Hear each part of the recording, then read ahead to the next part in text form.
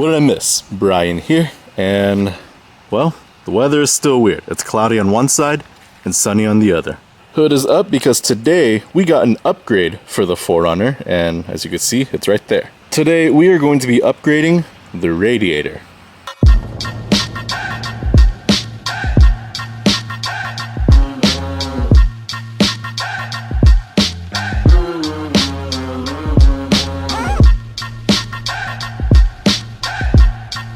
As you may know or as you may not know, it is summer all year round in Texas, and it's super hot, especially in Houston, Texas. Not only is it hot, but the 4Runner also just hit 200,000 miles, and it's still on the original radiator. The factory Toyota radiator is metal with some plastics, and the CSF Racing radiator is all metal. Now I'm gonna go ahead and move this radiator off to the side. Inside the box, it came with the radiator itself, a radiator cap, 5 CSF Racing stickers, and a piece of paper that talks about the polish adjustment due to COVID-19 reasons. I got this radiator from urdusa.com, same exact place where I got my Y pipe as well as my headers, so it also came with the URD sticker. Now to change out the radiator, we're gonna have to drain the coolant as well as remove a bunch of parts to gain access to the OEM radiator.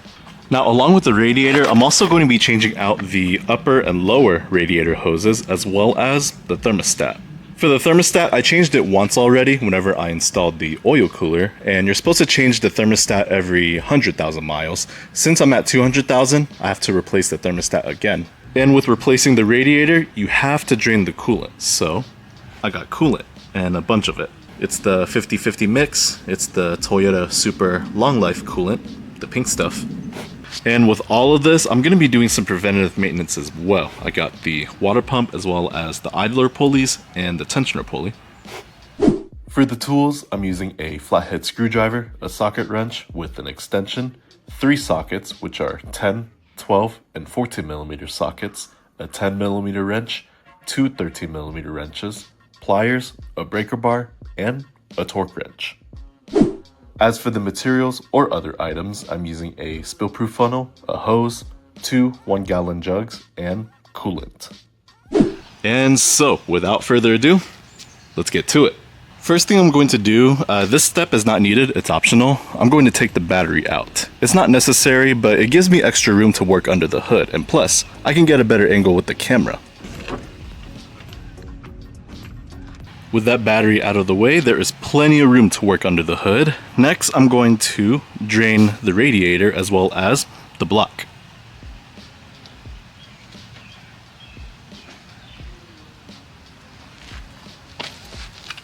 Probably would also help if I open the radiator cap.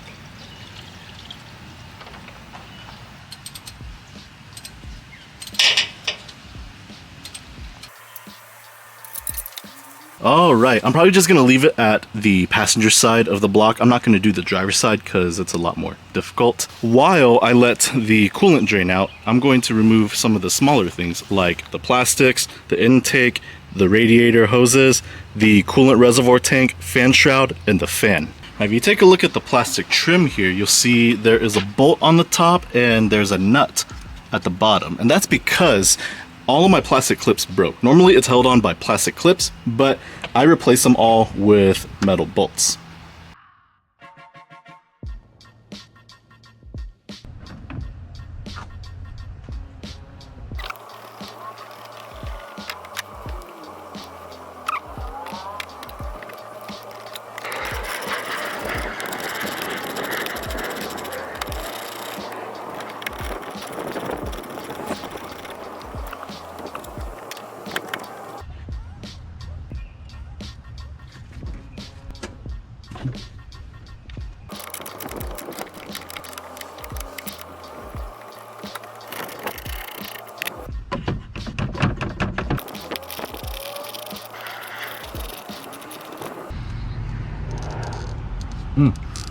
Nasty.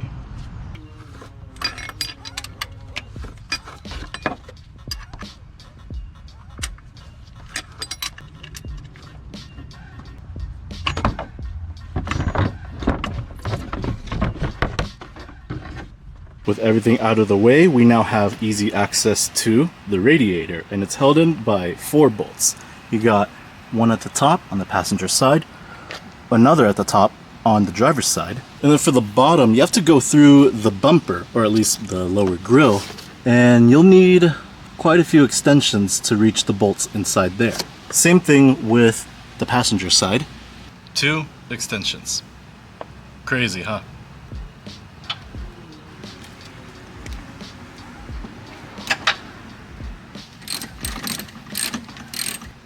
Probably gonna fall. Yep, there we go. Yeah. 1 bolt. That one does not want to fall out, but that's 2 bolts. 3 bolts. And that's 4 bolts. Okay, last thing left to do is to pull out the transmission lines from the built-in transmission cooler, and then we can remove the radiator. Of course, want to make sure that there are no transmission fluid leaks.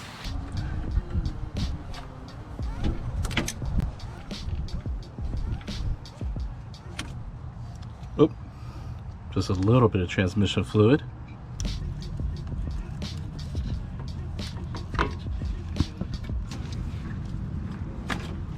Oh, yep, that line has some fluid as well.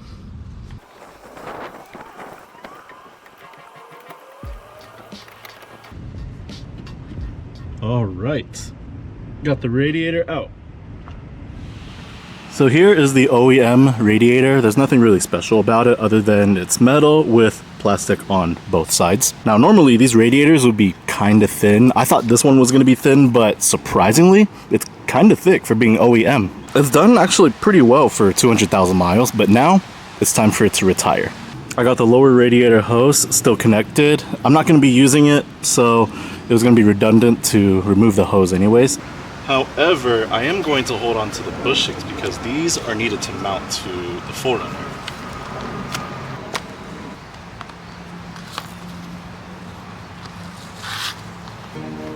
There we go. Here's the CSF Racing radiator. It's shiny, it's all metal, no plastic whatsoever. It's thicker, meaning it will hold more coolant than the OEM radiator.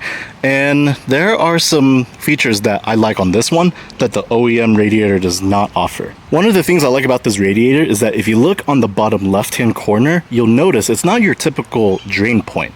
It has a drain bolt, whereas with the OEM radiator, it has a plastic drain valve. On the OEM radiator, the plastic drain valve is kind of a struggle to undo. You need pliers to grab onto it and twist it. And since it's made of plastic, there's a possibility that it can break. Whereas with the CSF Racing radiator, you need a socket. And if you're wondering, you need a 16mm socket to undo that drain bolt. Another thing I like about this radiator is that if you look at the bottom on both sides, you'll notice the tabs have bolts to help secure the fan shroud in. On the OEM radiator, it's just tabs to hold it in, which, sure, that's fine. But hey, the bolts are like the cherries on top for this. I'm gonna go ahead and put in these bushings.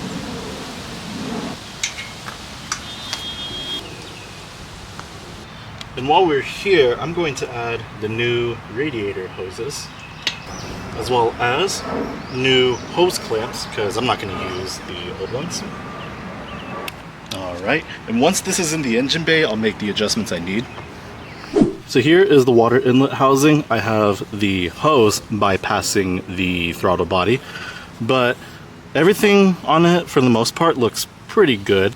Just need to clean a little bit on the mating surface as well as the inside on the top here. Now, before reinstalling it, we need to remove the thermostat. I got the new thermostat here, as you can see, and this is the part number. There we go.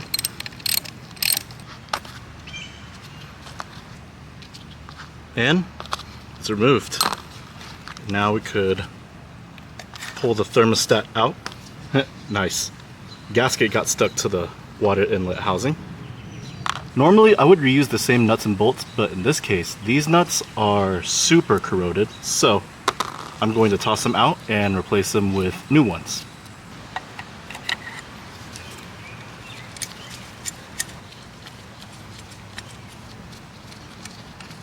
For now, these nuts are hand tightened, but once it goes back into the engine bay, all the nuts and bolts are going to be torqued down. Now comes the fun part where we install the new radiator.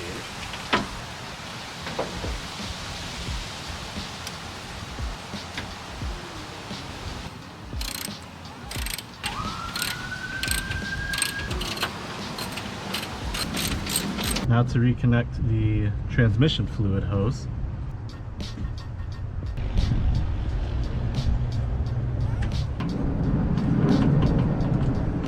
Oh yeah, that new radiator looks good. Now all that is left to do is to put everything back in the engine bay.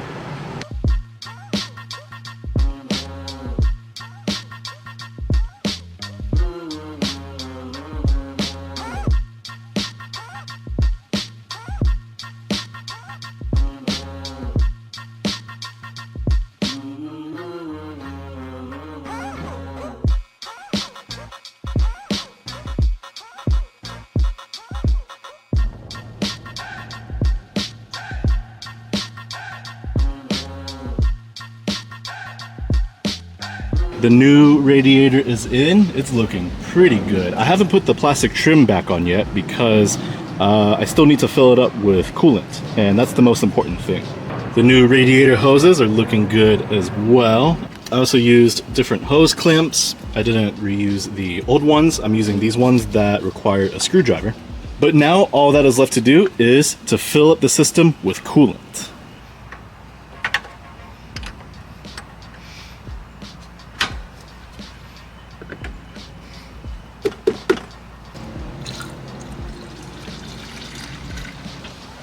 That's 1 gallon. Second gallon, empty. Onto the 3rd gallon.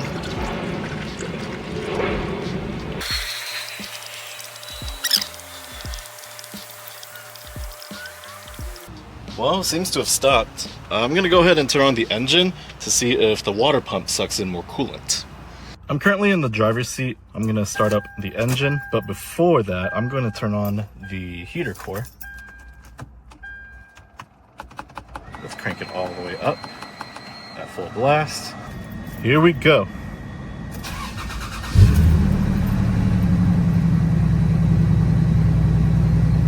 Taking a closer look, it is pulling more coolant. More bubbles are starting to come out, which is good. Most importantly, we want to check in the engine bay to make sure there are no coolant leaks. So far, I don't see any, and I'm gonna check under. No coolant leaks there either. I have the door opening light and the flashing seatbelt light, but I don't have any check engine lights so far. And checking on the temperature, it looks normal so far. It's not spiking up to hot. I'm gonna turn it off. There we go. Still don't have any check engine lights, which is good. Checking the temperature gauge, it's coming up normally.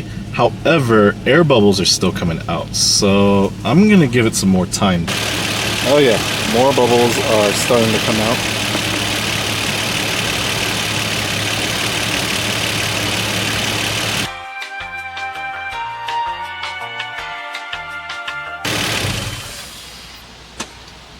I think there's no more air.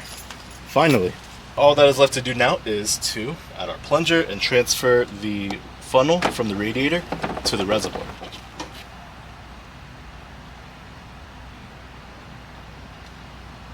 Be careful that you don't make a mess.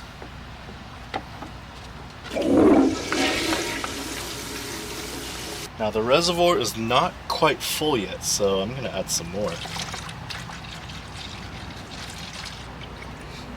And we are done.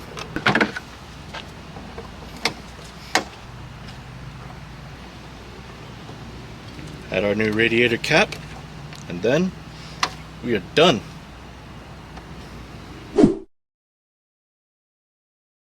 So it's been 2 weeks since I replaced the radiator, and so far I'm pretty happy with it. As you can see, it's pretty shiny on this side as well as the other side. Yeah. So my thoughts and opinions on this radiator: it's shiny, it's all metal, it's a little bit heavier than OEM, it's thicker than OEM, holds more coolant, and it works really well. After a few days of driving, coolant started leaking from the radiator here and from the reservoir right there, and I had to add hose clamps. Changing this hose will probably work best, but I had hose clamps, I clamped them on both ends, and it hasn't leaked since. One of the things to keep in mind is if you replace the radiator, you're going to want to do some preventative maintenance and replace some of the smaller things like the water pump, idler pulleys, tensioner pulley, radiator hoses, thermostat. It'd be crazy to replace the radiator and the coolant but leave everything else alone. Like if the radiator hoses had sludge inside them, I'd be circulating all that sludge through the new radiator, and that would not be good. And I did have to replace the water pump because it was leaking at the bottom, so that one was kind of necessary. Another thing to mention is when you replace the radiator, you'll need to refill the transmission. As you can see, this is the built-in transmission cooler, and this is a transmission line. When you pull the transmission lines out, you could possibly leak transmission fluid. I pulled both the top and bottom lines out and ended up leaking transmission fluid. Now, when I put the new radiator in, I ended up doing a drain and fill, but just keep in mind that you'll need to refill the transmission. And one last thing to mention, when filling up the system with coolant, it takes a while to bleed all the air out, even whenever the motor is running, and it mainly has to do with how the radiator is built on the inside. I took the cap off, and if you look inside, there's not much room for coolant to flow through. With the OEM radiator, there's plenty of room, and it flows a lot smoothly compared to the CSF radiator. I had the engine running for about 40 minutes and air bubbles would come out randomly, and they would come out either one by one or a bunch of them would come out all at once. But other than that, that is it. This concludes the CSF Racing radiator install. If you're subscribed, thanks. If you're not, thanks for taking the time to watch this video. Take care everyone. I'll catch you on the flip side.